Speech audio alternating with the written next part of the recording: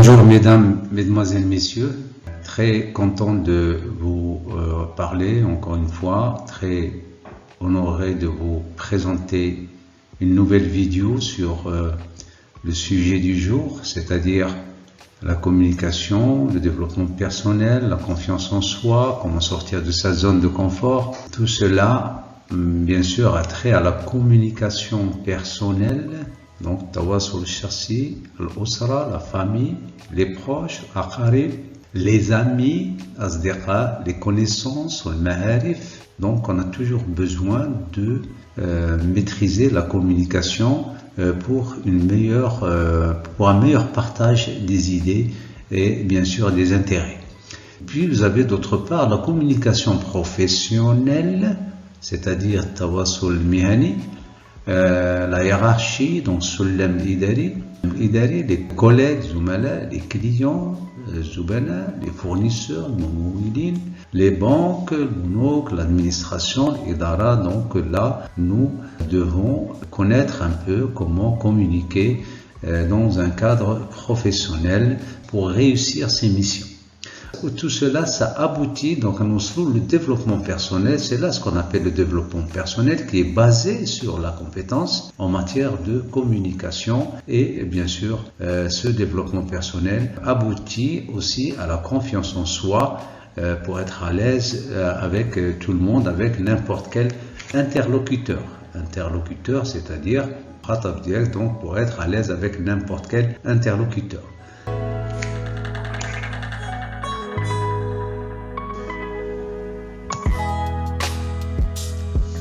Alors, je rappelle que nous avons déjà commencé la série de vidéos sur le développement personnel et cette vidéo, c'est la dernière partie sur les générations d'adultes, donc les générations, c'est-à-dire JL, et je vous souhaite un bon visionnage de cette vidéo.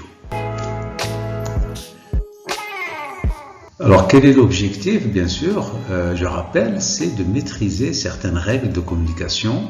À chaque fois qu'on enrichit là, on peut dire qu'on est en train de maîtriser les règles de communication et de gestion des relations interpersonnelles. Gestion, c'est-à-dire tadbir. Attention, il ne faut pas dire tabdir, parce que le tabdir, c'est le contraire des tadbir.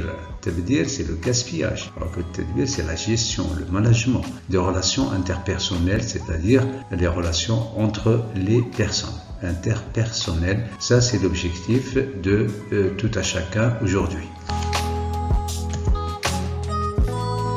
Alors la gestion la gestion des relations entre les générations est présente dans la vie de tous les jours. Alors tous les jours est présente, c'est-à-dire hadir, tadbir hadir, dans la vie de tous les jours, quelle que soit la situation, on trouve toujours à communiquer entre différentes générations, des grands, des petits, des hommes, des femmes. Et là, il faut bien sûr maîtriser cette gestion pour meilleur intérêt, pour tirer profit du partage des idées, tirer profit du partage des compétences aussi, tirer profit des connaissances. Alors cette gestion donc des relations interpersonnelles est très demandée, donc matlouba bishidda, très demandée, matlouba bishidda, au niveau de la famille, on a dit, au travail, et au niveau de la société, le mujtama. Ça c'est un petit rappel donc général sur pourquoi on doit maîtriser la communication, parce que on est confronté aux autres, au travail en famille, au travail et au niveau de la société. Chaque génération se distingue, donc تتميز.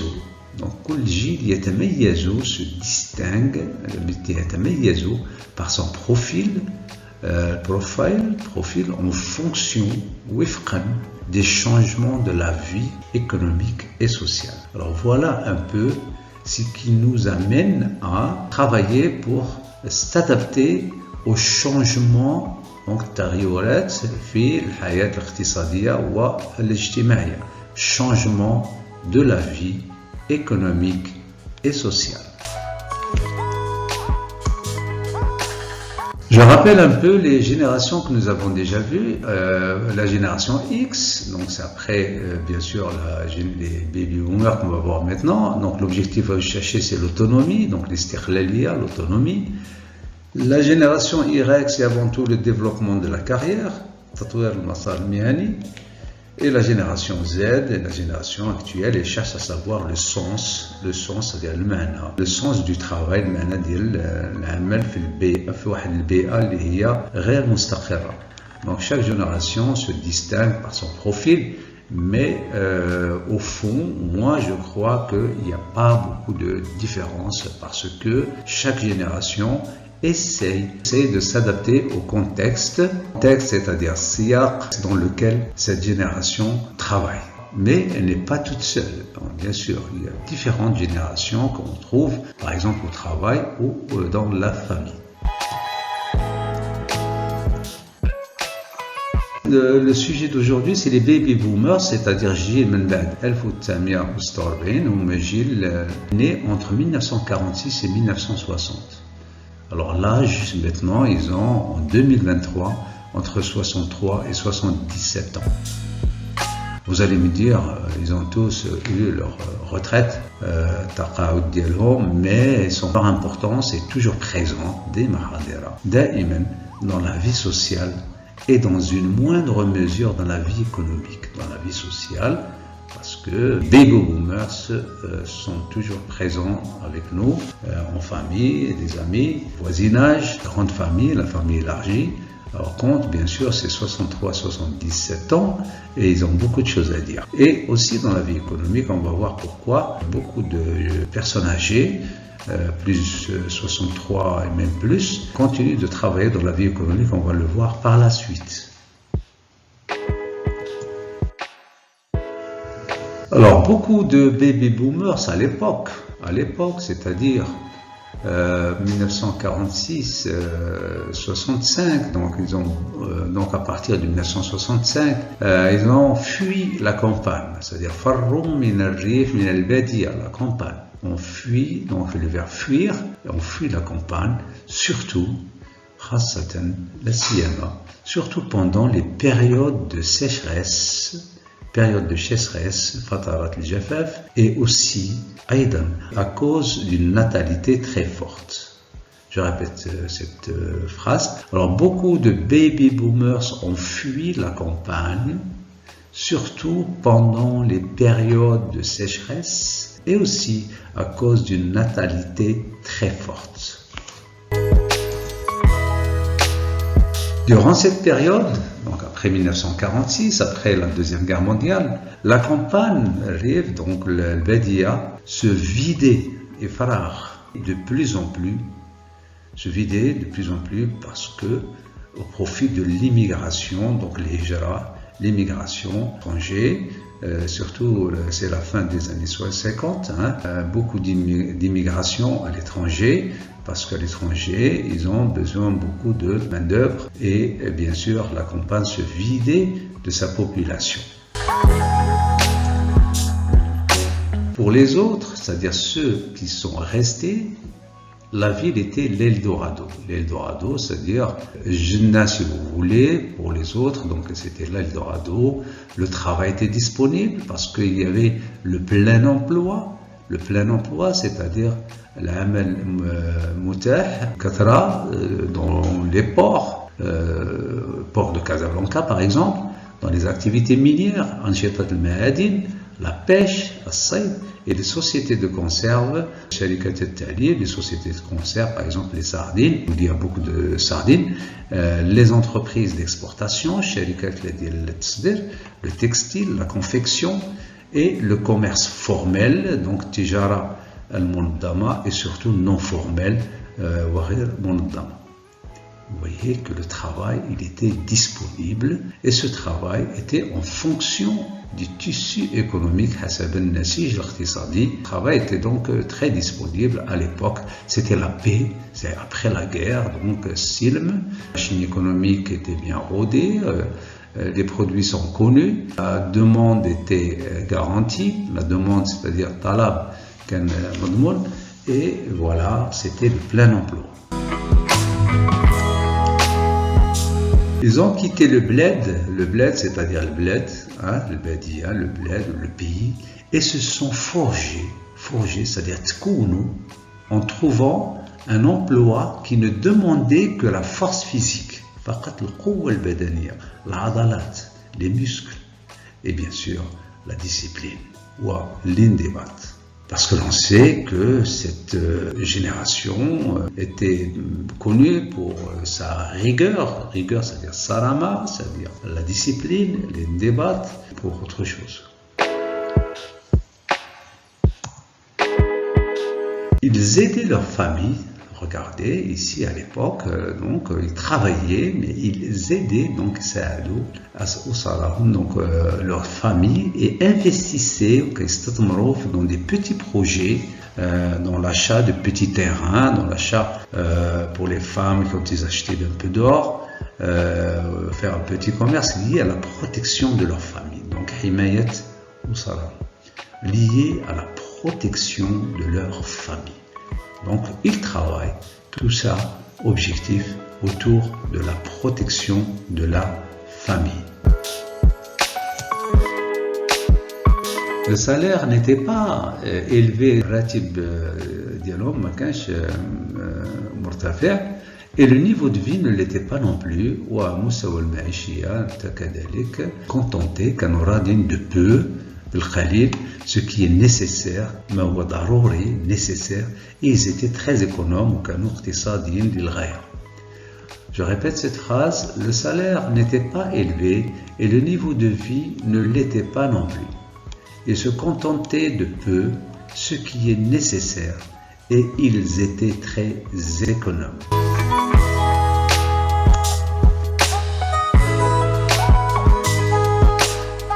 La gestion des membres de leur famille ne posait pas de soucis.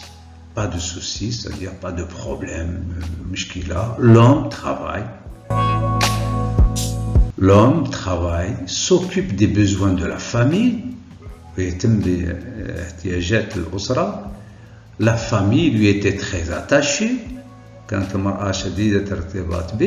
et acceptait l'ordre social. Établi, c'est-à-dire et les enfants doivent à la mère et au père une obéissance absolue.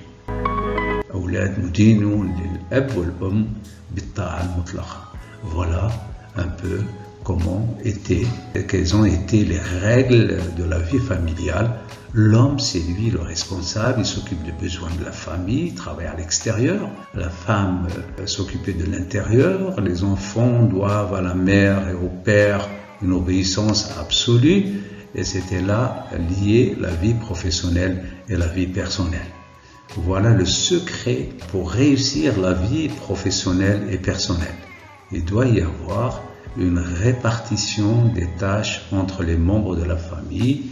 La femme a ses responsabilités, l'homme aussi a ses responsabilités. Bien sûr, ils peuvent s'entraider entre eux, mais en tout cas, l'homme reste bien sûr celui qui fournit, celui qui doit chercher l'argent pour s'occuper de la famille.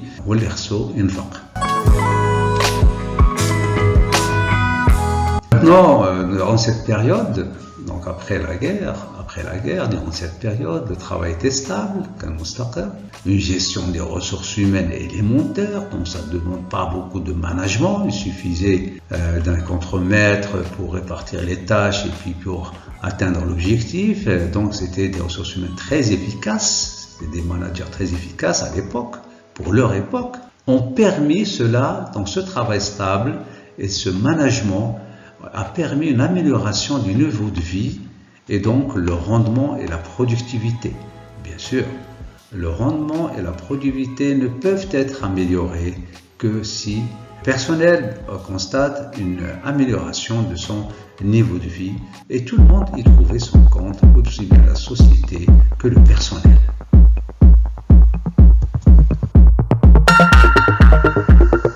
Mais maintenant, ils sont nombreux à être exclus du régime de retraite. Exclus, c'est-à-dire mais parmi cette génération, ils sont nombreux à être exclus des régimes de retraite et de la couverture sociale. Vous avez l'artisanat,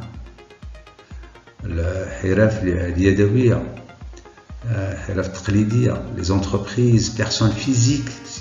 Si vous avez une entreprise statut personne physique, vous n'avez pas le droit à la couverture sociale. Et aussi celles et ceux qui n'étaient pas déclarés, donc ils étaient nombreux aussi à ne pas être déclarés ou bien sous-déclarés, c'est-à-dire qu'ils ne sont pas déclarés convenablement. Voilà, ça c'est un handicap par la suite quand ils vont prendre de l'âge. Peut-être que cela explique que des membres de la génération baby boomers, الجيل هذا كيفسر علاش ما كانش عندهم التغطية الصحية ولا التقاعد, que continue de travailler encore, on continue de travailler encore quand leur santé leur permet. Peut-être que cela explique que des membres de la génération baby boomers travaillent encore quand leur santé le permet.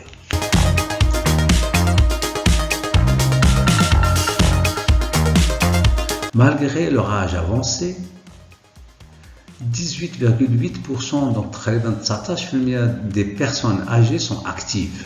Actuellement, donc à l'époque, on a recensé sur les statistiques que encore 19% des personnes sont actives. Donc ça fait 34% des hommes et 3,4% des femmes continuent toujours de travailler même après la retraite. Les baby boomers ont été sérieusement menacés, c'est-à-dire تهديد بشكل خطير depuis 1975. Il y a un chômage de masse, il y a un changement de contexte économique, restructuration d'entreprises, إعادة هيكلة الشركات. Pourquoi? Parce qu'il y a l'apparition de nouvelles technologies, donc technologie de المعلومات والاتصالات, technologie d'information, de la communication, et puis vous avez l'automatisme qui commence que la machine commence à remplacer l'homme, c'est-à-dire que l'homme n'a pas su se former, n'a pas su faire une formation continue pour s'adapter à cette apparition de nouvelles technologies de l'information et de la communication. Voilà à quoi ça sert la formation continue. Le manque d'alphabétisation, c'est-à-dire alphabétisation, c'est-à-dire معرفة القراءة أو الكتابة. Alphabet, هما الحروف الهجائية. Alphabétisation, c'est-à-dire كيعرف يقرأ ويكتب, est un facteur de vulnérabilité, عامل ضعف. Facteur de vulnérabilité, عامل ضعف. Pour la plupart des personnes âgées, près de 3 personnes âgées sur 10, il y a 3 على 10, donc 20%, savent lire et écrire. Selon l'enquête sur la population marocaine 2015, donc seulement 27% de cette catégorie de personnes savent lire et écrire. Ça, c'est un handicap. 73% donc ne savent ni lire ni écrire. Et ça, c'est un facteur de vulnérabilité par la suite parce que l'économie de l'Iqtisad est devenue moderne, complexe. Ce n'est plus les muscles, ce n'est plus maintenant c'est la technique et les compétences. Il est clair que la majorité des personnes âgées sont sans niveau d'éducation, donc on a dit ça fait 78% à peu près, sans niveau d'éducation, donc analphabète ou bien illettré. Sans niveau d'éducation, donc ça fait dans les 78%. Plus grave encore, c'est la prise en charge, la prise en charge et de protection des personnes âgées, donc donc une régression considérable. Ce n'est plus comme avant. Avant, il y avait de l'espace, il y avait le khayma, il y avait le douar, il y avait beaucoup d'espace. Et les jeunes prenaient en charge, la prise en charge et protégeaient les personnes âgées, et ils ont toujours leur importance dans le village. Maintenant, ce n'est plus le cas parce que l'espace est réduit, vous savez, dans un appartement, dans un petit appartement, dans une petite maison, avec les enfants, etc. Donc, il n'y a plus d'espace. Et puis, cette prise en charge augmente. Donc, les dépenses, les dépenses de la famille, parce qu'il y a les enfants, si on ajoute les parents et les exigences de la vie quotidienne, متطلبات الحياة اليومية اللي فيها الكراء, الضوء, الماء, etc. fait que maintenant que la prise en charge et de protection des personnes âgées a connu une régression, une diminution considérable. C'est pour cela que 7,3% des personnes âgées de 60 et plus 7.3% من الأشخاص الذين تزيد أعمارهم عن 60 سنة souffrent d'exclusion, malheureusement, souffrent d'exclusion sociale, يعانون من الإقصاء الاجتماعي et de maltraitance وسوء المعاملة. C'est dommage. Et cela concerne principalement ici, donc les hommes, 7, ça fait 8%, les hommes plus que les femmes, 7%, là vous avez à peu près 8%, et là c'est 7%. Donc les hommes sont beaucoup plus confrontés aux souffrances de l'exclusion sociale et de maltraitance.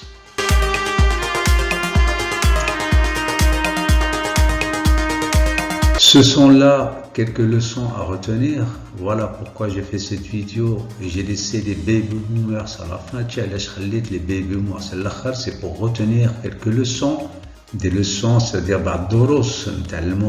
pour les nouvelles générations, l'Ajyal Jadida, qui hésitent encore de s'investir dans les domaines de l'éducation, du développement personnel et dans le domaine de la formation professionnelle. Je répète cette phrase un peu longue. Ce sont là quelques leçons à retenir sur l'analphabétisme, sur le manque de préparation au niveau de l'âge de la retraite, la santé, et on trouve aujourd'hui beaucoup de jeunes qui ont le statut d'auto-entrepreneur et refusent de cotiser dans les caisses de retraite et dans la protection de la santé. Beaucoup de jeunes auto-entrepreneurs, j'en vois, qui يشطبوا على الخيرات ديالهم في صندوق الضمان الاجتماعي وهذا ça va créer des problèmes. Les leçons, voilà là, les leçons à retenir pour les nouvelles générations qui hésitent, ils ne veulent pas encore payer les cotisations sociales, de s'investir, qui sont dans le domaine de l'éducation, qui ne veulent pas se former, du développement personnel et dans le domaine de la formation professionnelle. Tout cela à base de la communication et de l'amélioration de la carrière professionnelle. Travailler pour aujourd'hui, mais aussi travailler pour demain, après la retraite. Sur ces petits conseils, j'arrive à la fin de cette vidéo et Abed-Haji Développement Personnel et Professionnel vous souhaite une bonne continuation dans vos efforts d'apprentissage et vous remercie pour vos encouragements. Merci beaucoup.